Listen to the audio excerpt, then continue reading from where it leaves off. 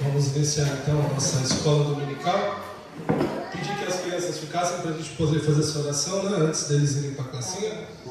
Vamos orar? Vamos ficar em pé para a gente orar todos juntos? Pastor, o senhor ora por nós? Deus bondoso, Deus querido, como é bom estar aqui na tua casa. Nós somos gratos por mais esse período que temos de comunhão, de aprendizado, de edificação. Queremos colocar aqui a vida do teu servo pastor Kleber, que vai ministrar para as nossas mentes e corações. Também a Yara, que vai ministrar para as mentes e corações dos pequeninos.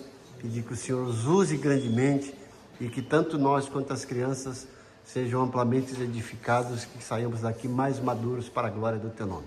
Nós oramos também por todas as pessoas que não puderam vir e aqueles que estão também assistindo, para que também sejam abençoados. Oramos também por aquele pedido que a gente faz todos os domingos, para aqueles nomes que estão naquela caixa. Estamos orando para que eles sejam alcançados pela mensagem do Evangelho e que o Senhor use grandemente os teus servos que estão mais próximos, para que leve um testemunho que venha impactar essas vidas e eles sejam também impactados pela atuação do teu Santo Espírito, para que eles se convertam. Oramos agradecidos em nome de Jesus. Amém. Amém. Bola para os nossos pequenos, para saudar os irmãos. Deus abençoe. Deus possa abrir a nossa mente. O Espírito Santo possa falar ao nosso coração. Assim como nossos pequeninos, né? É importante eles terem a aula na linguagem deles. Mas isso não deixa de ser a escola bíblica dominical, né? Desde pequenininho eles se acostumaram com isso. Os meus filhos já se acostumaram, né? Desde que eles estão andando, né? Saindo do nosso colo, eles vão na escolinha, já iam lá no Horto, depois na Areia Branca e agora aqui. E quando a gente não vê na igreja, eles sentem falta. A gente não vai ter salinha. Quando a gente, no começo que a gente vinha aqui de manhã, não tinha ainda, né? Não tinha sido retomado o trabalho. Eles perguntavam e é bom ver essa sede deles. Então é bom a gente estimular os nossos pequenos a estarem aqui, estar falando com os irmãos à noite, né? O pastor tem falado isso. Nós que estamos vindo de manhã, e infelizmente é a minoria da igreja, mas que nós estimulemos os irmãos da noite, que vêm agora no culto da noite, a estar aqui no domingo. A nossa parte fala, irmão, uma bênção, não deixe de vir, não deixe de estar conosco, porque isso vai aguçando o coração, e não somos nós que convencemos, mas é o Espírito Santo antes. Mas é através da palavra, né, que nós lançamos. A palavra é uma semente, né? Então não esqueça de pegar 2, 3 irmãos à noite, cada um aí, e falar, não deixe de vir. A escola tem sido uma bênção.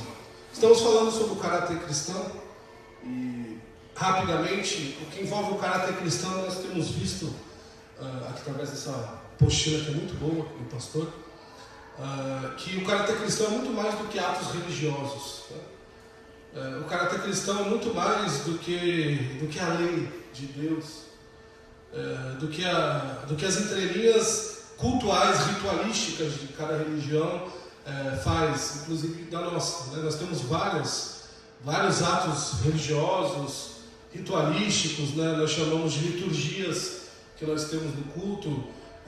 Isso sendo bíblico é uma bênção, mas não é só isso.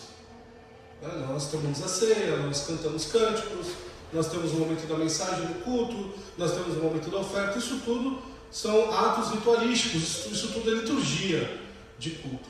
Agora, como fica a nossa liturgia, ou como nós estamos vendo aqui, o nosso caráter cristão lá fora? Como nós somos? O que nós somos? O que nós transparecemos? Se o irmão ou irmã ainda é muito parecido lá fora do que quando você era, quando se converteu, então alguma coisa está errada. Porque nós temos que mudar, temos que ser diferentes. Por mais bom que tenhamos sido quando éramos do mundo, ou qualquer pessoa que você vê lá fora, até às vezes a gente brinca, essa pessoa só falta ser crente, né? Talvez alguns de vocês, alguns de nós tenham sido um desses, mas ainda assim há uma transformação muito grande, amados, quando nós entregamos a vida para Jesus. Precisa ter essa transformação, é necessário. Essa mudança de vida faz parte do Evangelho. Veja, o que me faz andar com Cristo, o que me faz provar o reino dele, garantir a minha salvação, não é só eu levantar minha mão no sentido de fiz a minha parte. É também entregar o meu coração a Deus, sim, mas ter uma caminhada digna de arrependimento, como Jesus fala, né? Uma caminhada que alegre o coração do mestre. Isso é caráter cristão. Uma vida transformada, uma vida regrada, uma vida disciplinada. Muitas pessoas não gostam disso, né?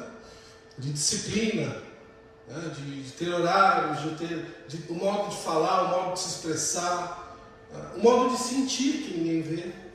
Às vezes nós conseguimos camuflar bem a forma que falamos, nós podamos, né? Amaciamos. Olha como o irmão fala bem, né? Como ele é crente.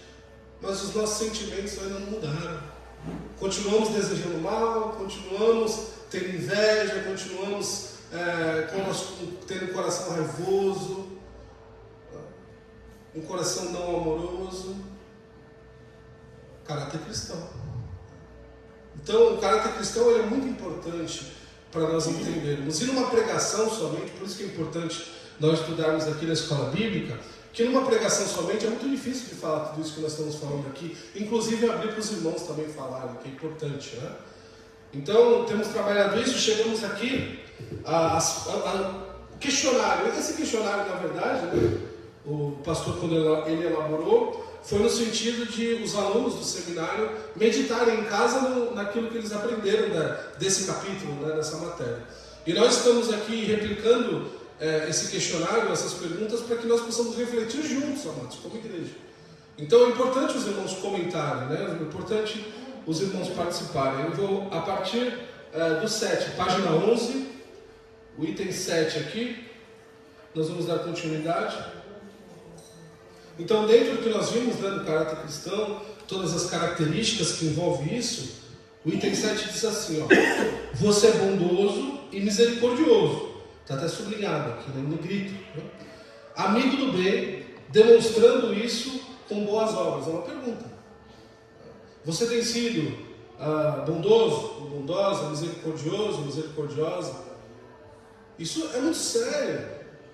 Veja, se não há bondade no meu coração, não estou transparecendo Cristo. Nós vamos repetir aqui, o pastor vai repetir, quem vier na aula vai repetir, muitas vezes para que isso propositalmente não saia do nosso coração. Irmãos, o fato de nós termos Cristo não é na nossa religiosidade, mas no nosso caráter. Isso é que demonstra Cristo. O fato de vir na igreja, colocar debaixo do braço a Bíblia, de darmos o dízimo, não é isso que reflete Cristo, irmãos. Isso é liturgia. O que reflete Cristo na vida das pessoas é o nosso caráter. É a bondade, é a misericórdia. Como é que pode eu falar que tenho Cristo e na hora que o irmão conta um problema, eu não me disponibilizar no mínimo para ajudar? Eu não posso, eu não tenho dinheiro, eu não quero, eu não tenho tempo. Mas nunca tem, nunca faz nada. É impossível nós não termos alguma coisa que possa ajudar o irmão. É impossível, irmãos. Sempre há uma forma de ajudar. Eu quando pastor titular das igrejas onde eu passei, eu sempre falava isso: irmão, o que o irmão precisar, o irmão pode me procurar. Porque se eu não tiver como lhe ajudar, eu vou arrumar quem ajude, mas nós vamos te ajudar. Eu não sou rico, irmãos. Se o irmão me trouxer uma conta de luz aí, eu não tenho como pagar. Mas nós vamos arrumar alguém. Se você realmente for a sua necessidade, nós vamos te ajudar. Deus vai abrir as portas, nós vamos orar. Se for um motivo de cura, de milagre, uma libertação, Deus vai fazer. Isso é caráter, queridos. Ter o nome escrito no rol de membros da igreja não é caráter cristão. Agora, orar pelo irmão, amar o irmão, mesmo aquele que você tem mais dificuldade, né? Que irmão chato, que irmão difícil, que irmão, ele é muito, ela é muito, ele é muito. Mas quando você ora por ele, faz, mas eu amo esse irmão em Cristo, Senhor, porque eu sou teu filho e ela ou ele é tanto filha quanto eu. Isso é caráter. Bondoso, misericordioso.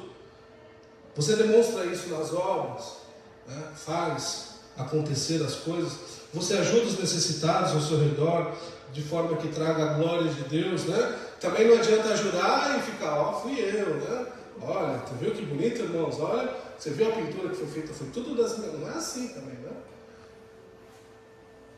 A melhor coisa que eu provei nesses anos de evangelho que eu tenho, e deixa eu fazer a conta rápida aqui desde quando eu me converti.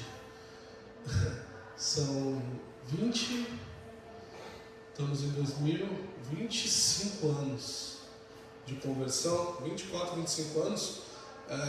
As coisas mais gostosas que eu provei foi fazer quando ninguém viu e sem falar para ninguém, porque vem aquele prazer gostoso do Espírito, sabe aquela coisa de falar: Deus, obrigado por esse privilégio de trabalhar para Ti, Senhor.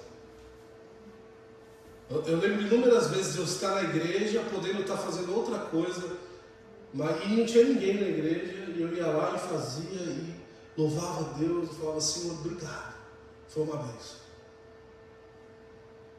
É um privilégio pregar, é um privilégio dar aula, é um privilégio orar pelos irmãos como pastor, mas também é um privilégio limpar a vala, também é um privilégio tirar aqui o embaçado que está aqui na tela. Você mexe ali, alguém tem que fazer isso, irmãos.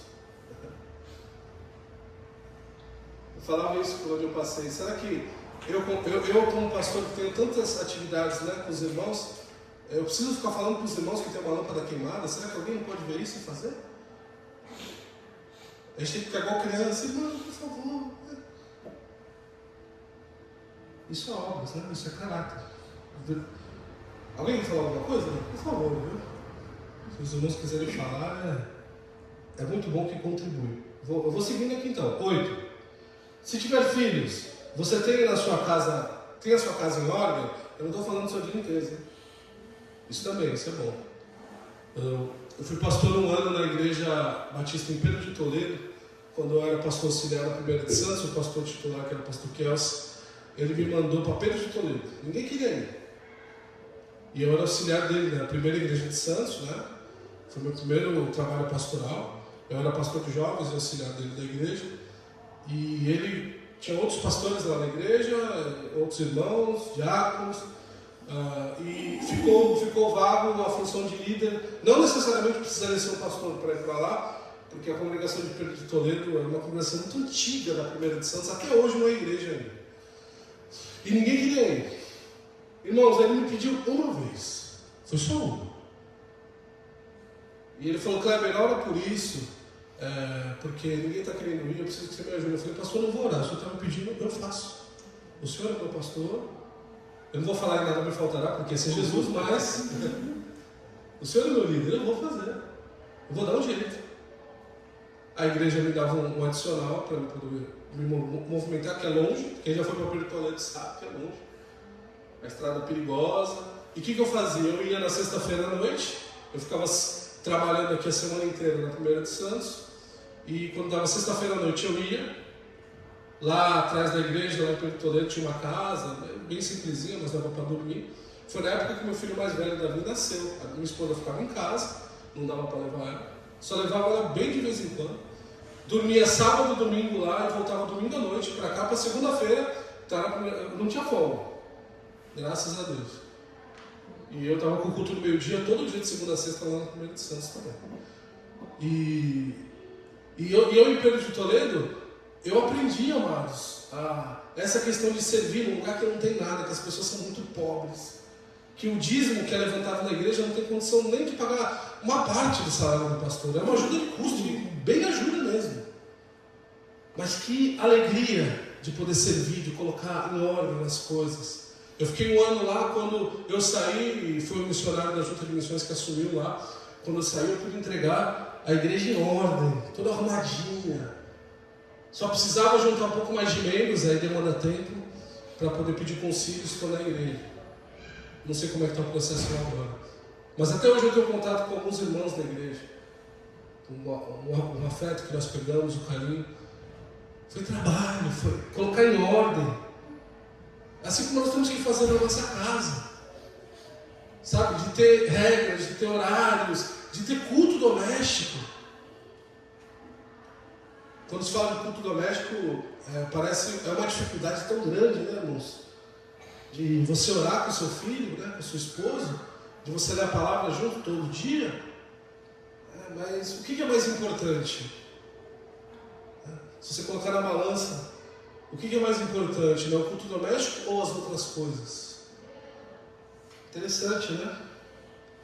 Isto é, seu cônjuge e filhos o amam, respeitam, aceitam o seu Deus Salvador como Senhor de suas vidas, suas famílias é um modelo de como deve ser o relacionamento cristão. Aí mexe em ferida, né? Porque uma coisa nós sermos perseguidos pelo que nós cremos, outra coisa nós sermos perseguidos pelo mal que nós passamos para as pessoas. E nesse momento os crentes confundem muito. Ah, pastor, na minha vizinhança é uma perseguição contra mim. E quando você vai ver porque é fofoqueiro, porque fala mal, porque amaldiçoa, porque trata mal as pessoas, só porque vai na igreja e teve a salvação em Cristo, fica jogando isso na cara dos outros que não querem ir, falando que vão para o inferno. E aí as pessoas pegam raiva. Não é esse tipo de perseguição, amados, que nós temos que ter, não. A perseguição é pelo que nós cremos. Agora eu tenho que refletir bondade, misericórdia. Quando alguém está passando por um problema ali na sua rua, tem que ser você a luz ali para poder ajudar. Não pode confundir as coisas. Ah, mas a pessoa me trata mal. Não é para você tratar mal ela também. Não é mais olho por olho, dente por dente. Isso é lá no Antigo Testamento, acabou isso aí. Se te tratam mal, se ligam som alto, se lhe xingam, você tem que devolver com misericórdia. Vou orar por você. Tudo bem então, é isso que você acha de mim? Eu vou continuar orando pela sua vida. Não estou falando que vai ser fácil, mas é assim que tem que ser. Os filhos, o que os filhos nos enxergam, né? Eu me coloco. Eu oro a Deus todo dia, Senhor, que eu possa ser um exemplo para meus filhos. Eu estava ontem conversando alguma coisa com os meus filhos, e aí o Davi, o mais velho, ele fez alguma coisa e ele ficou com medo de falar para mim. Porque quando precisa discipliná-los, eu disciplino. Não necessariamente disciplinar é bater, né? Mas ser rígido, como homem, que precisa ser, ainda mais porque são dois homens eles. E ele ficou com medo. Eu falei, filho, você não tem que ter medo de falar as coisas para o papai. Eu não quero que você tenha medo de mim.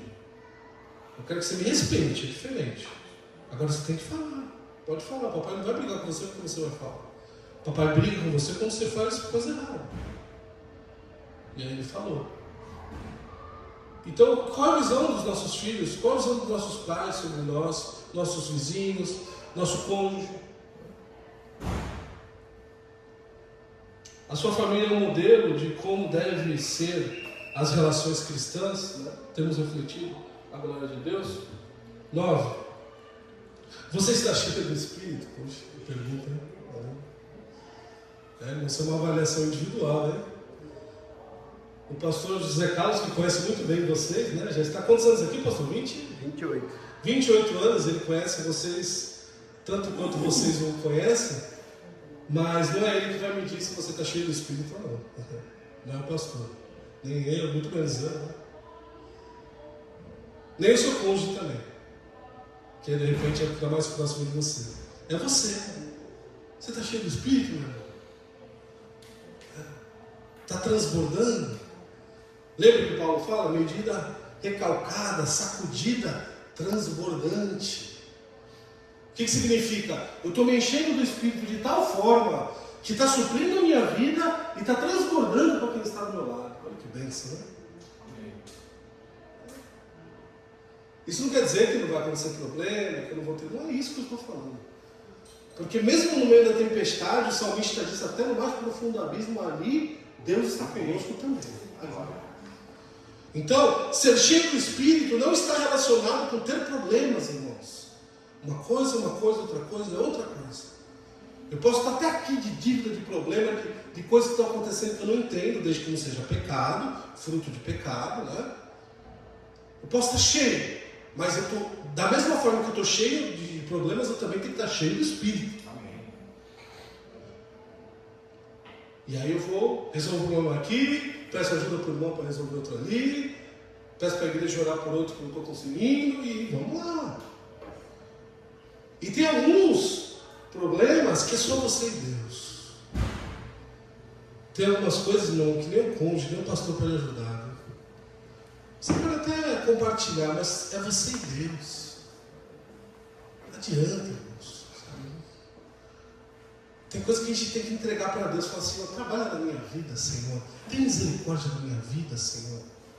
Tantos anos que eu estou fazendo isso, que eu estou carregando isso, eu não consigo mudar. Deus, me ajuda. Trabalha no meu coração. Repetindo, me enche com o teu Espírito, Senhor. Sabe por quê? Você já pensou nessa questão do porquê encher do Espírito? Porque quando eu estou cheio do Espírito, eu me esvazio do resto. Você consegue entender isso? Se você colocar água e óleo no copo, não vai se misturar. Ou ele vai encher de óleo ou vai encher de água. Ou vai ficar meio a meio. Mas não mistura com o outro. O Espírito também não quer te dividir com problema, nem com rancor, nem com mágoa, nem com depressão. Ele quer que você seja cheio dele a tal ponto que todo o resto vai para fora. Isso é ser cheio do Espírito. Anda na confiança, na alegria, no descanso que o Espírito traz. Quando eu sou cheio do Espírito, eu sou alegre, eu confio em Deus, eu descanso em Deus. Por que descansar? O descansar bíblico não está relacionado à preguiça, tá? O descansar bíblico é saber que o tempo é de Deus. Então tem gente preguiçosa que fala que está descansando no Senhor. É cara de pau. Preguiça. Tem que fazer a sua parte e não faz. E joga para cima de Deus as coisas. Deus não é bobo, irmãos. Descansar em Deus é entender que o tempo é dele. Eu vou continuar fazendo. Eu preciso largar o vício que eu tenho. Então eu vou fazer a minha parte. Eu vou evitar isso. Eu vou orar por isso. Eu vou pedir ajuda. Eu vou fazer tudo o que eu precisar para me livrar disso. Eu estou precisando de emprego. Eu vou entregar currículo até o último que eu puder. Eu vou orar. Eu vou pedir ajuda. Eu vou colocar no grupo da família, dos irmãos. Eu vou sair entregando currículo lá no Gonzaga. Antigamente era no Centro de Santos, agora o centro está vazio. Eu vou lá para o Centro de São Vicente. Eu vou imprimir 50 currículos e vou entregar. Eu vou pegar e-mail de todas as empresas da região e vou mandar. Eu não vou ficar com preguiça. Ai, Deus vai me mandar. Fica sentado esperando para você ver. Eu lembro um tempo que eu fiquei desempregado, que eu ainda não era pastor. E eu estava com dificuldade de encontrar emprego. E eu falei para Deus, Deus, eu preciso trabalhar. E aí me veio na cabeça, imprime 50 currículos, vai lá na costa, da praia até o centro, andando, entregando em todas as empresas, subindo em todos os prédios, deixando currículo em todo lugar que você puder. Eu fui pelo lado direito, lá na costa da praia, até lá o centro, e voltei pelo lado esquerdo. Entreguei todos os currículos que estavam na minha mão. No outro dia me chamaram para trabalhar, mas não foi lá na costa. Você entendeu o que Deus queria fazer comigo? Deus já tinha preparado, irmãos, o trabalho. Essa parte para ele é muito fácil, aleluia. É só uma ordem. É uma palavra. Chama ele. Esse currículo aqui que eu quero que você chame. É rápido. Mas ele estava esperando eu fazer a minha parte. Que era camelar. Vai camelar. Igual eu falei na quarta-feira aqui para os irmãos, na outra quarta que eu trouxe a palavra. Deus estava vendo o povo sair do deserto. Estava no meio do deserto, saindo do Egito, e viu o povo reclamando. E Deus falou com Moisés, por que esse povo está reclamando? Eu acabei de tirar eles do Egito, mandei praga, parei em Faraó, e o povo está reclamando. Diga ao povo que marche. A parte de vocês é só andar, não é para parar para reclamar. Anda, o resto eu faço. Vai abrir o mar, eu vou fazer cair pão do céu, eu vou mandar codorna, vai ser tudo. É só para andar, anda! E o andar meu era entregar currículo lá na costa, irmãos. E me chamaram em outro lugar. Deus vai fazer essas coisas meio doidas com a gente. Se tem algum familiar que nos converteu ainda, você tem orado por ele como deveria orar? Ah, eu oro no domingo, né? Quando eu vou dormir. Eu já entreguei para quarta-feira orar. Eu não vou na quarta, mas eu entreguei para os irmãos orar. Você acha que você vai conseguir a salvação de alguém desse jeito, irmãos? Tem que orar todo dia, tem que jejuar pela pessoa, tem que vir na quarta, no domingo, dobrar os teus joelhos, derramar lágrima. Deus, ele quer ver também a nossa parte. Ele vai ser salvo? Não sei, isso é Deus que sabe. Mas você vai fazer a sua parte. Uma coisa eu tenho certeza, eu não tenho certeza da salvação de ninguém. Mas eu tenho certeza que Deus vai dar oportunidade para essa pessoa ser salva. Se ele vai querer ou não, aí é outra coisa. Não é a nossa parte. Participar, irmãos. Fazer. Vamos caminhar, se eu não falo muito, né? 10. Você tem uma consciência limpa aqui, é uma coisa mais pesada, né? Consciência limpa é uma coisa muito pessoal. Eu já tive ovelhas que eu fui descobrir depois que elas eram, eu jamais imaginaria que ela fosse aquela pessoa. Porque a pessoa esconde, camufla. Assim como tem pessoas que você olha e fala, isso daí não deve prestar, é uma mesa. Consciência limpa, sabe? Deus está nas tuas mãos. Tem pessoas que carregam um problema durante anos, simplesmente porque não quer pedir perdão. Tem que pedir perdão para quem eu fiz mal? Tem que pedir. Tem que fazer assim. Ah, mas a pessoa não quer, não vai receber. O problema é dela. Eu tenho que me reconciliar. Quando eu estava na igreja do outro, eu recebi um irmão que veio de outra igreja. Quando veio um irmão de outra igreja, a primeira coisa que eu pergunto, por que você saiu daquela igreja? Porque eu não tenho, como pastor, não é minha função fazer proselitismo, pescar em aquário, pegar gente de outra igreja. Eu quero gente nova, quero converter vidas. Se vier irmão de outro lugar, amém. Mas não é esse o objetivo da igreja. Não quero bem de ninguém. Por que você veio de lá, irmão? Ah, porque eu tive um problema. Já sei, já é meu alerta.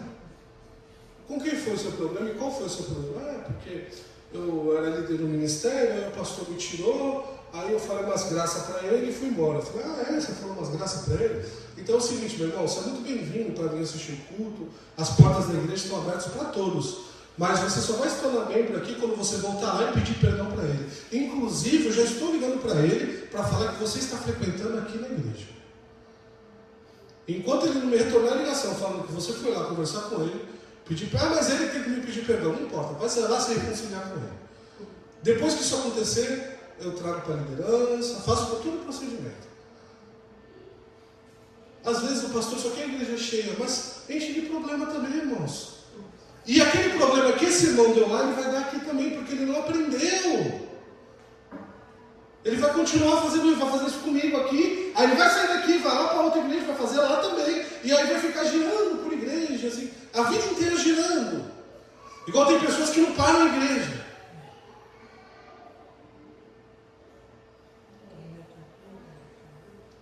Consciência limpa. Tenho feito a minha parte. 11. Se tiver filhos, você cria seus filhos sob disciplina? Eu já falei sobre isso. Vou até pular o 11, tá? Já falei bastante sobre isso. Você é disciplinado? Opa! Aqui, 12, tá? Você é disciplinado? Aí é complicado, hein? Opa! É uma coisa que eu não era antes de ser crente. E quando me tornei cristão, eu penei muita coisa. Porque eu fui criado pela minha mãe, meu pai separado, me separou quando eu tinha 4 anos. Eu não tive referência de homem em casa. Então minha mãe trabalhava o dia todo. Trabalhou demais, minha mãe era uma pessoa com pouca cultura, mas muito trabalhadora, honesta, digna. Mas ela não teve tempo de me ensinar, nem cultura para me ensinar muita coisa também. Então ela me deixava em casa, eu ia para a escola quando queria, voltava, eu ia. Deixava de ir para a escola para jogar bola na praia. Tudo isso aí que um jovem do mundo faz. E outras coisas mais erradas também.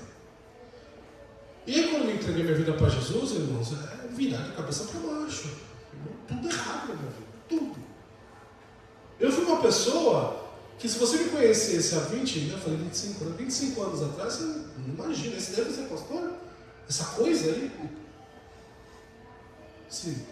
Esse pedaço de ser humano que nem parece ser humano? Porque eu era do mundo, irmãos. Aí Deus me disciplinou, falou, você vai ter que aprender. Uma das primeiras coisas, você vai ter que aprender a ouvir liderança, você vai precisar submeter. Eu não submetia a ninguém, minha mãe não me cobrava nada, eu não tinha pai, fazia o que eu queria. E aí Deus me colocou nos líderes mais difíceis aqui da região que tinha. Fui humilhado, sofri injustiça. Mas eu tenho um orgulho abençoado, uma alegria de poder falar que estava conversando isso com o Pedro ontem. de falar que tudo que meus líderes me pediam eu fazia. É isso aqui. Contrariado, às vezes. Mas eu fazia. Claro, se fosse bíblico, né, irmãos? Vai me mandar jogar debaixo do carro, eu não sou tonto, né? Mas é isso. Sim, senhor, pastor. Tudo bem, pastor. É isso que o senhor precisa, pastor. O irmão precisa disso, o irmão precisa. Inclusive os irmãos. Que a Bíblia diz que nós temos que ser no menor, né? Nós temos que nos submeter. Então, amados, Deus vai trabalhando, vai disciplinando as nossas vidas. Estamos no item 12, tá, pastor? Deus vai disciplinando. Vai colocando, regrar. Eu não consigo ler a palavra todo dia. Por que você não consegue? Falta disciplina, meu irmão. Ah, não tenho tempo. Claro que tem. Todo mundo tem. Você acorda um pouco mais cedo. Você pode deixar de fazer uma coisa que você gosta 15 minutos, 20, meia hora menos.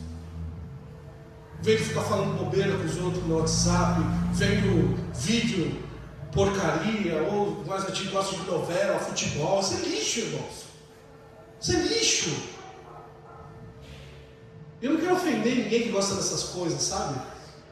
Porque não é necessariamente o assistir o futebol é pecado. Não é isso. Eu não sou desses pastores antigos, né, que não poderiam ter televisão em casa. Eu não estou falando isso. Mas a partir do momento que eu substituo qualquer uma dessas coisas por Deus, aí eu estou errado. Eu tenho que ter uma vida, eu posso passear, viajar, ter uma vida com a minha família, curtir meu marido, mas, poxa, faça mesmo, isso é bênção. Mas também tem que ter um momento com Deus.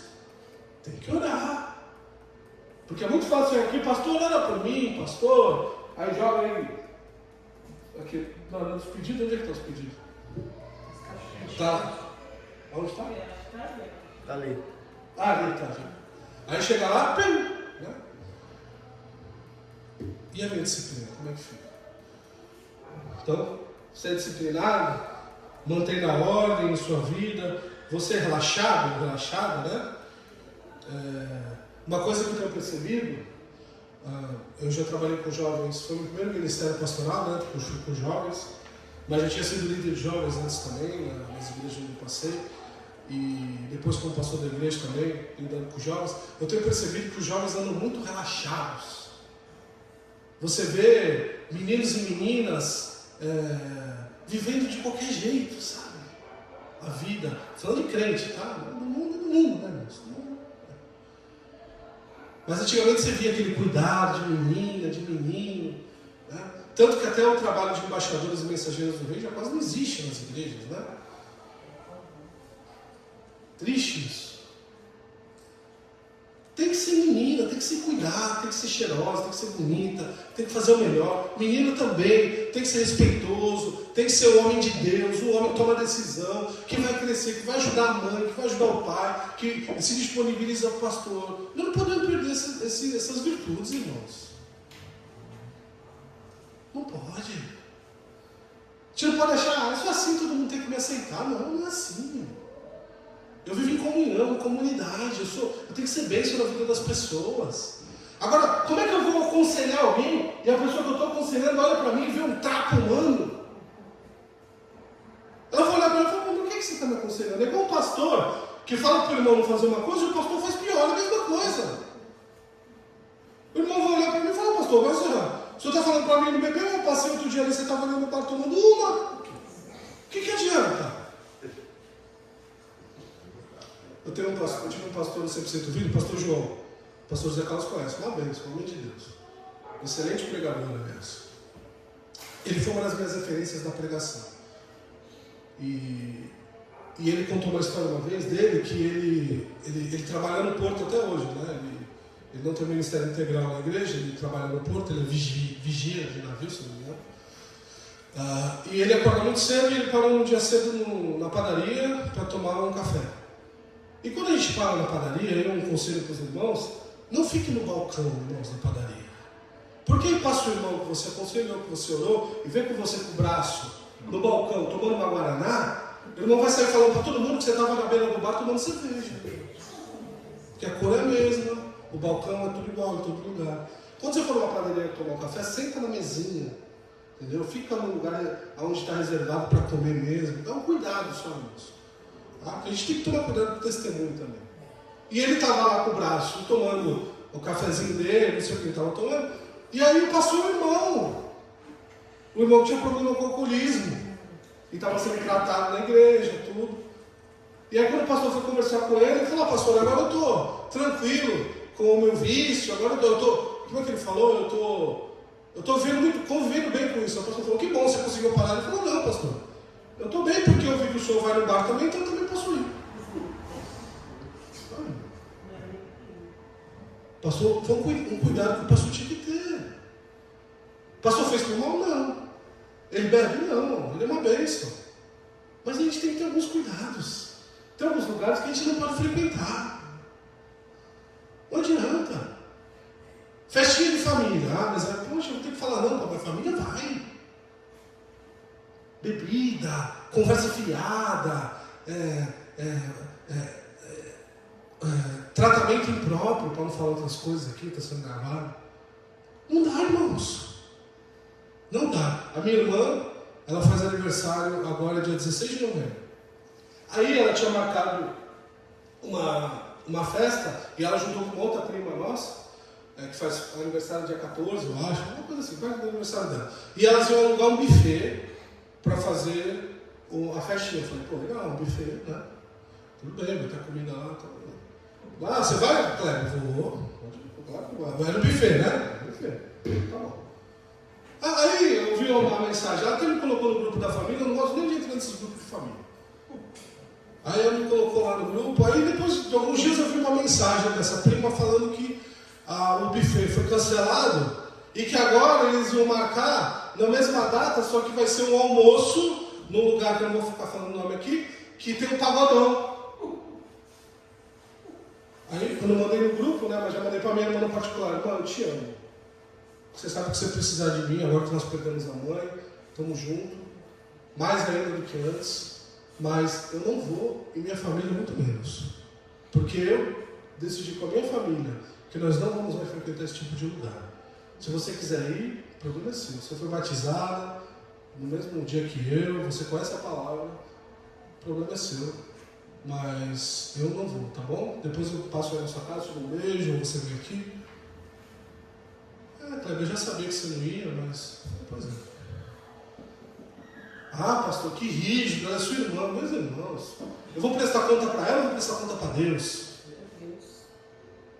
Ela é importante na minha vida? Ela é minha única irmã.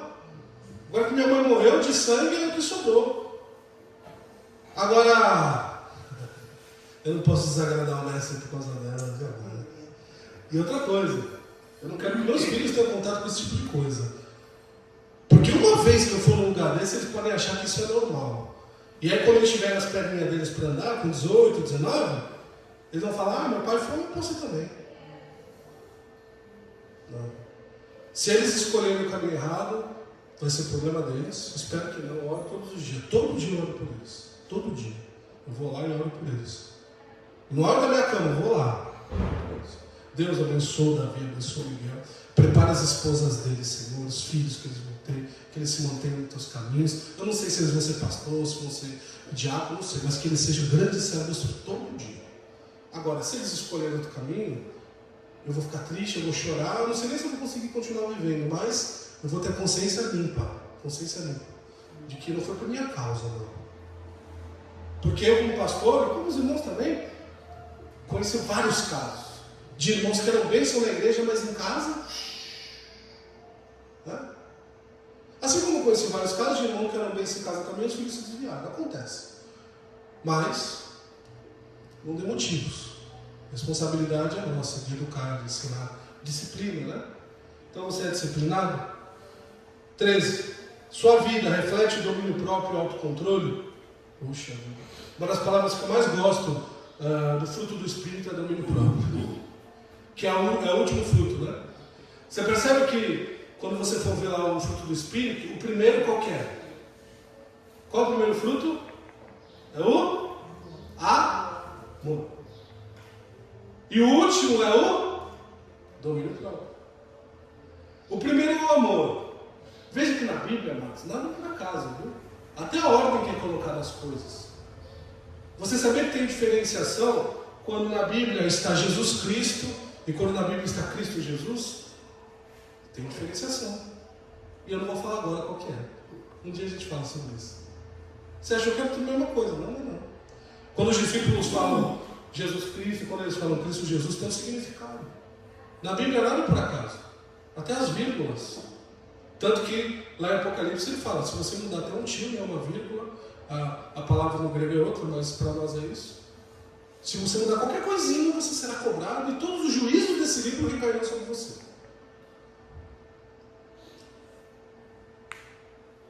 Domínio próprio. Por que amor no começo? Porque amor é o que vai sobrar. É tudo que nós temos aqui na terra e lá no céu. Lá em Coríntios, Paulo vai falar, 1 Coríntios capítulo 13, né? Vai falar da fé, da esperança e do amor. Mas o mais importante é o amor. Por quê? Porque a fé e a esperança é para nós aqui. Lá no céu não vai precisar de fé nem de esperança. Lá no céu, a fé em Cristo vai ser concreta, ela vai estar na nossa frente. E a esperança na volta dele já vai ter acontecido. Então eu não preciso mais de fé e esperança, mas o amor, ele começa aqui e continua lá. Por isso que o amor é mais importante. Por isso que o primeiro fruto é o amor. E o último é o domínio próprio, por quê? Porque sem domínio próprio, nenhum dos frutos eu consigo fazer. Eu não vou conseguir amar, eu não consigo ser bondoso, eu não consigo ser paciente, eu não consigo nenhum deles. Porque eu preciso dominar a minha vida. Eu preciso entregar o meu coração para Deus de uma forma que eu consiga fazer tudo o que Ele pede para mim fazer. Sem descontrolar nas minhas vontades, nos meus anseios, nos meus traços de personalidade, como nós já falamos aqui. Olha como é importante isso. Então, domínio próprio, amados, é fundamental. É domínio próprio quando eu for me relacionar com a minha esposa. Eu não preciso gritar com ela. Mesmo se ela gritar comigo. Aí está faltando domínio próprio dela. Agora, porque ela grita, eu tenho o direito de gritar também? Não.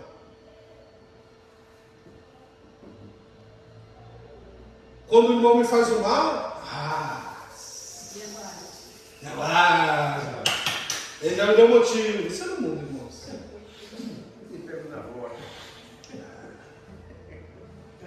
Infelizmente, às vezes a gente vê isso acontecendo na igreja. O irmão não fala comigo, eu não vou falar com ele também, é a mesma coisa, irmão. A gente pensa que não faz essas coisas, né? O irmão não quer falar comigo, ele passa por aqui, ele sai por aqui, eu saio por lá. Ele que não quer falar comigo, é a mesma coisa. Tem que ser o contrário, o irmão passa na frente do irmão que não quer falar comigo.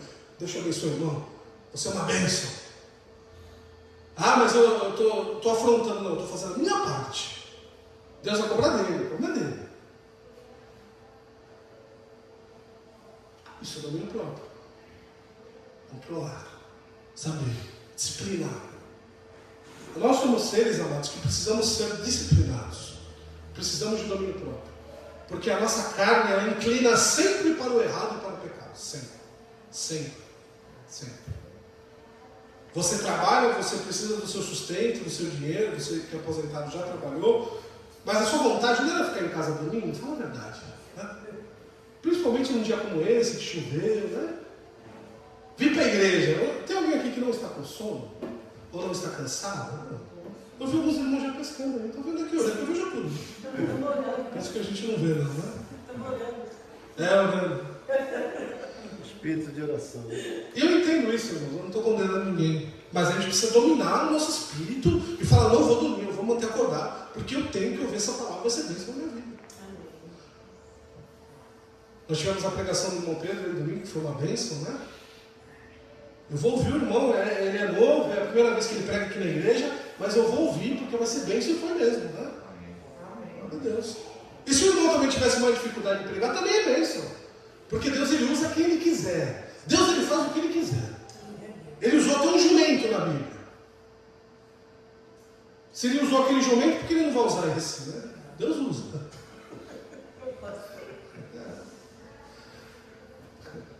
Disciplina, tá? Domínio próprio. 14. Você é encorajador e benigno? Domínio próprio. Mesmo caminho, né? Isso. Seria uma outra característica do mesmo assunto. autocontrole e domínio próprio caminham muito juntos. Né? Então é o controlar os meus atos, eu saber exatamente o que eu estou fazendo. Eu não colocar a culpa, eu fiz porque eu sou assim, eu não suporto essa frase, irmãos. Eu fiz porque eu sou assim, eu nasci assim e vou morrer assim. Isso não é de Deus. Deus, ele é perfeitamente capaz e muito capaz de mudar qualquer coisa que nós temos. Para Ele nada é impossível. A gente fala que nada é impossível, a gente fala que crê em milagre, mas a gente, quando é para mudar alguma coisa, fala que não dá. Claro que dá, pode falar, mamãe. Essa parte do seu que Deus usa o burro. Isso. Tem a ver ou não, eu misturei. Que se a gente não clamar, as pedras clamam. Também. Na questão do evangelho. Né? Mas essa do burro, o que o senhor quer? Não entendi isso. Do Balaão, foi de Balaão. Tá. De Balaão? Não, é que... Do profeta Balaão. É que ele não conhece muito as escrituras. Eu sei, né? Mas eu gostaria que o senhor explicasse o porquê que ele quer saber por que o burro. Por que ele usa o burro? Isso. Lá no Antigo Testamento. Lá no Antigo Testamento, existe um profeta chamado Balaão. Vou contar bem rápido, bem resumido para os irmãos, tá? E ele era um profeta que não necessariamente era um profeta de Deus, mas ele clamava outros deuses também. E quando o povo de Deus foi passar junto com Josué por aquela região onde ele ficava, ele ficou meio dividido entre abençoar o povo de Deus, que ele era um profeta, e entre aceitar o suborno dos povos que estavam lá, que não queria que o povo de Deus passasse. Então aqueles povos chegaram para ele e falaram: ó, pega esse dinheiro aqui para você clamar aos deuses que esse povo de Israel seja morto. E ele sabia que o povo de Israel era o povo de Deus. E aí ele ficou nessa divisão de coração, e Deus usou um jumento para parar na frente dele ali e falar, né, que ele estava errado. Inclusive tinha um anjo, tem todo um contexto na frente, tinha um anjo que estava com uma espada ali esperando para matar ele, e Deus falou, o jumento falou para ele: ó, aquele anjo não te matou só porque eu estou na tua frente, então para de bater na minha cabeça. Porque o jumento empacou e ele estava batendo no jumento. E o jumento, na verdade, estava vendo o anjo e o Balaão não, entendeu? E aí aconteceu toda a história, e o jumento falou. Por isso que eu estou falando, Deus usa até o jumento para acordar o profeta, como nas nossas vidas, entendeu? Quando eu falei que eu sou um jumento, é uma brincadeira, né? Às vezes, mas às vezes, eu já fui, né? Às vezes a gente age pior do que um animal. Quando a gente desobedece a Deus sabendo que não é para desobedecer. Às vezes a gente empaca certas coisas, né? E Deus tem que usar uma criança às vezes para nos alertar, né, daquilo que ele está fazendo errado. Porque o animal, ele faz tudo o que ele precisa fazer para viver, porque ele não tem consciência. O animal não tem espírito, não tem alma. Então ele não tem a questão de certo e errado, ele tem que fazer aquilo que vai fazer. Se você parar na frente do leão, o fato do leão te comer, para ele é normal, irmãos. Entendeu? Faz parte do ciclo dele. Agora nós sabemos que fazer o mal para alguém é errado, e às vezes a gente faz. Então é pior que o animal. Muitas vezes, aliás, né? Nós somos piores. Ok, amado? Deu para. Muito bom, quando tiverem dúvidas podem perguntar, nós estamos aqui para isso. Parei no 14? É encorajador e benigno. Encorajar é não ser aquele lá: ai céus, ai vida, ai que dia ruim, ai estou tão cansado, ai está tão difícil, pastor. Irmão, não quer dizer que o irmão não tem que falar, não tem que abrir o coração, não é isso. Agora você precisa ter palavras de encorajamento, de bênção. Eu estou passando por isso, irmãos, olhem por mim, está difícil, mas eu tenho certeza que Deus vai me dar vitória. Eu tenho certeza que o irmão vai passar por isso em nome de Jesus. Eu tenho certeza que a irmã vai arrumar um emprego em nome de Jesus. Eu tenho certeza. Amém. Se você fizer a sua parte, né? Ela entendeu. Todos nós, né? Então, encorajar.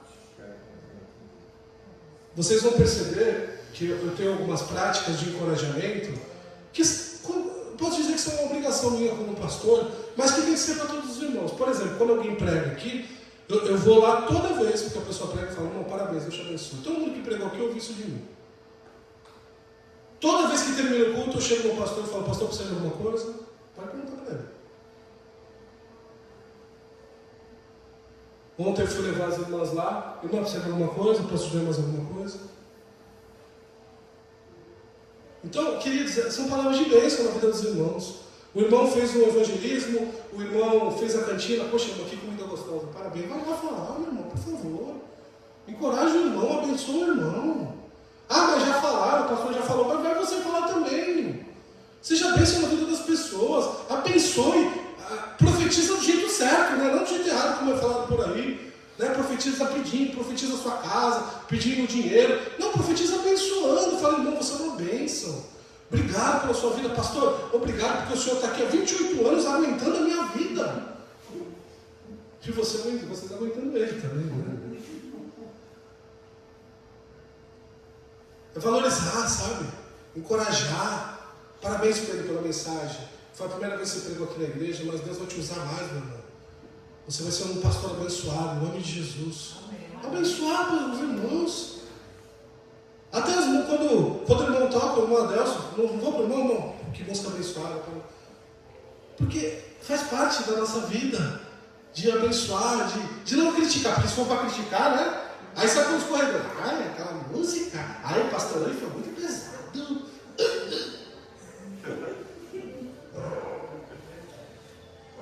Na hora de encorajar, tem uma dificuldade, né? Pastor, eu não saí muito do lugar aqui, mas o senhor continua sendo muito feliz, tá? 15. Você é ensinável? Ensinável. E aqui a gente precisa de muita sinceridade, hein, irmãos? Porque às vezes a gente tem muita dificuldade de aprender e quer fazer tudo do nosso jeito, né? O famoso teimoso, né? Ou teimosa. Quero, mano. Na assembleia, levanta.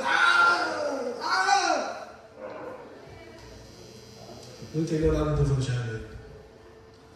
Não estou falando que você tem que concordar com coisa errada, tá? Isso é outra coisa. Se você tiver que se posicionar sozinho contra a igreja e você tiver com a palavra na mão, faça. Se for Deus que te mandar. Agora, se for por teimosia, não faça, meu irmão. Faça isso. Não queira as coisas do seu jeito. Você está dentro da igreja, tem a opinião de vários irmãos. Senão, quantos membros nós temos hoje aqui, pastor, na igreja? Mais ou menos. 50 membros. Imagina, se fosse a vontade das 50 membros da igreja, nós teríamos que ter 50 igrejas batistas em Veneza. Porque cada um quer uma cor, cada um gosta do tipo de comida, cada um quer a programação de um jeito, cada um gosta do tipo de música, uns gostam de hino, outros gostam de cântico, outros querem cantar a harpa de Moisés. Então abençoe, sabe? Seja ensinável. Aprenda a gostar, não gostando de hino, mas até que os hinos são bonitos, né? As palavras. Eu não gosto tanto de cântico, eu sou mais antigo, mas até que alguns cânticos são bons, vamos ouvir, vamos louvar a Deus juntos com os irmãos. Eu não gosto tanto daquele irmão que prega, mas ele pregou a palavra. Vamos aprender com o irmão. Sabe, ser ensinável. Porque às vezes gosta de mandar. Não, faz isso, faz isso. Irmão, ali ó, o pano está torto, irmão. Mas na hora de ser ensinado, irmão falando de mim.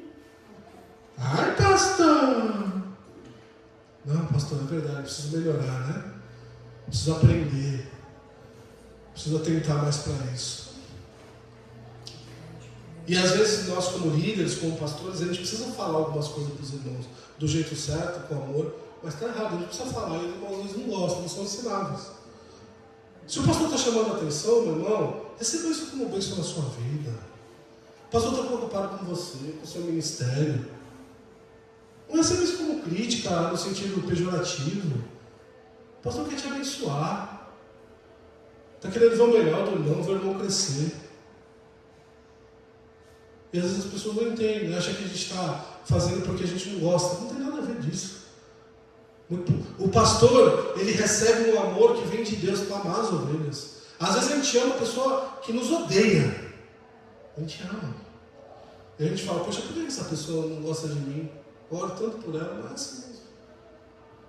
Ser ensinável. Pastor, pode falar, mano. Desculpa, então. Não, pode falar. Já tirou oferta? Eu cheguei atrasado, né? Não. Vamos tirar no final, aí eu encerro, já tiro a oferta e finalizo, tá? Mais 2 minutinhos eu encerro. Obrigado pelo lugar, irmão. Tá vendo como Eu falo muito. 16. Vamos ter esperança, a habilidade de aguardar com antecipação a confiança inabalável, um fim não visível, mas garantido. Eu preciso sempre depositar minha esperança no Senhor. Nunca em homens, nunca nos bens materiais, porque eles acabam facilmente. Eu já vi gente muito rica se tornar muito pobre. A pessoa confiava extremamente no seu emprego, tinha uma posição social, 3 carros, e acabar tendo que receber cesta básica da igreja. Acontece, irmãos. Então, mesmo que você tenha uma posição boa, sou aposentado, mas do jeito que está indo o governo, cuidado com a sua aposentadoria. Né? Nada é garantido na vida. Nada. Só Ele, mais tempo. Então entenda esse processo de esperança. Minha esperança está no Senhor. A minha vida está nas mãos do Senhor. A minha família, os meus filhos estão na mão de Deus. A minha igreja está nas mãos do Senhor. O meu coração está nas mãos do Senhor. Sempre com muita esperança. A fé, não preciso nem falar, vou pular a fé.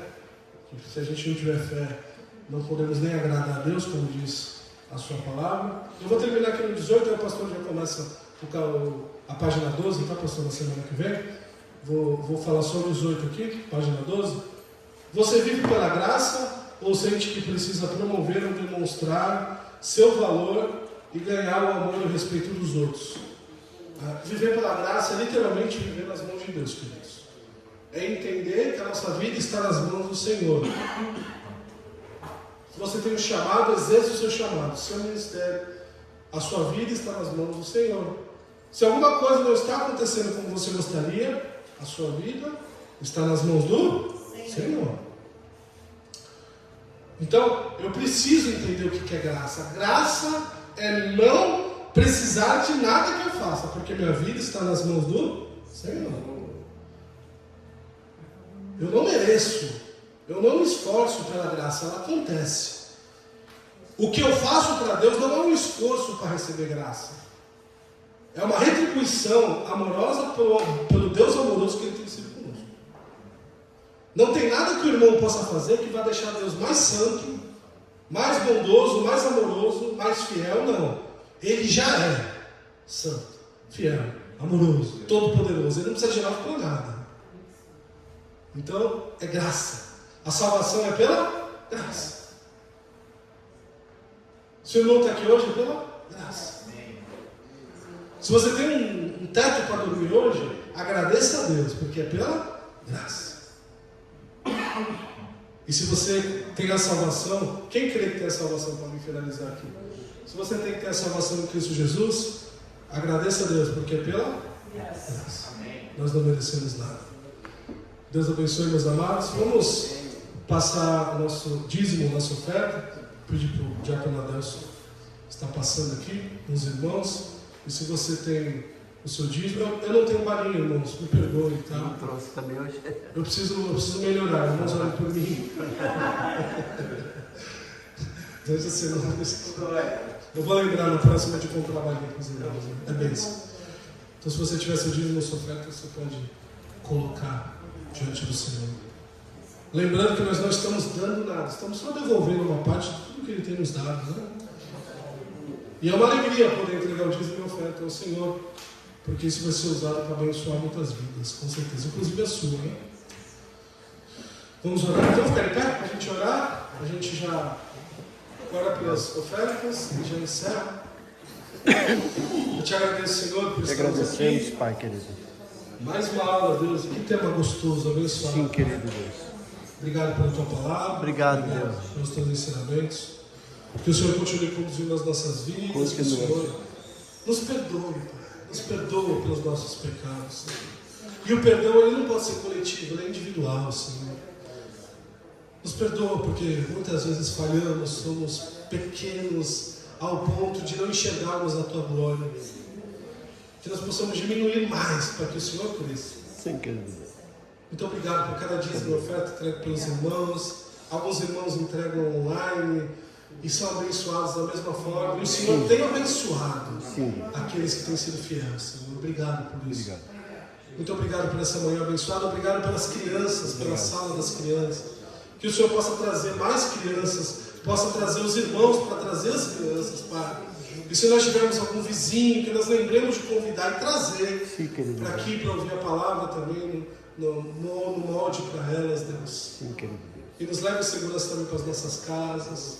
Nos dá um descanso abençoado à tarde, que possamos estar juntos aqui à noite, para louvor da Tua glória. Que a graça do nosso Senhor Jesus, o amor de Deus, nosso Pai, as ricas consolações do Teu Espírito sejam com a Tua igreja, que é a Tua noiva para todos sempre.